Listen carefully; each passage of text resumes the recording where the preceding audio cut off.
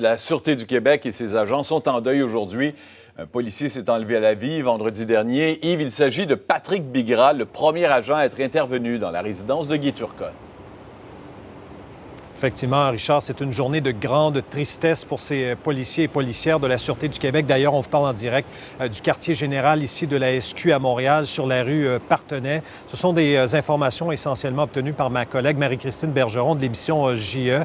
Patrick Bigras, 45 ans seulement, qui s'est enlevé effectivement la vie. C'était vendredi dernier. Vous savez, après son intervention en 2009 dans la résidence de Guy Turcotte, où il avait retrouvé Olivier et Anne-Sophie, il avait été en congé de maladie, donc pendant 2 mois, en arrêt de travail, donc avait ensuite repris le boulot.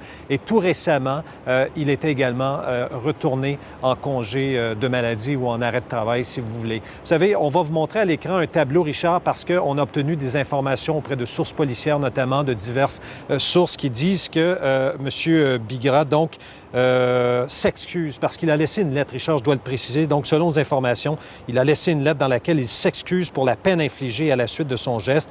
Patrick Bigras avait un mal de vivre depuis qu'il était intervenu dans l'affaire Guy Turcotte et certains collègues sont très ébranlés, évidemment, nous disent des sources policières. Regardez ce qui va apparaître à l'écran, Richard. Vous allez voir, c'est un ruban noir qui signifie évidemment le deuil. Et vous avez également le numéro de matricule de l'agent Bigras. Alors, en guise de respect et de solidarité, il y a des agents de la SQ qui ont changé leur photo de profil sur Facebook pour la remplacer par l'image que vous voyez. Donc, le numéro de matricule du policier Patrick Bigras, le 130-49. Alors, je le disais, on revoit donc des images de cette scène de crime, l'une des plus médiatisées au Québec. C'était en 2009, Patrick Bigras qui était intervenu dans sa résidence. En fait, il avait été le premier agent à intervenir et à procéder à l'arrestation de Guy Turcotte, évidemment. Un événement très triste et qui a certainement un impact dans la vie d'un agent de la Sûreté du Québec.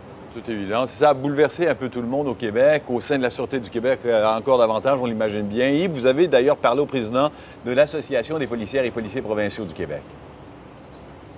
Oui, M. Veilleux, je l'ai joint au téléphone. Vous savez, quand on traite de ce genre d'histoire, en particulier nous, les médias, il faut être très prudent dans le traitement de la nouvelle. C'est la raison pour laquelle M. Veilleux insiste pour dire aux policiers, aux 5400 policiers et policières qu'il représente, qu'il y a de l'aide. On l'écoute. C'est toujours difficile lorsqu'on perd un policier. Écoutez, ça a une répercussion tant sur l'organisation, tant sur l'association, mais également au niveau des proches et des proches policiers du poste concerné. Parce que vous savez, c'est une petite famille, hein. Les gens travaillent dans des unités, ils sont 20, 25, 30, 40, ils se connaissent tous.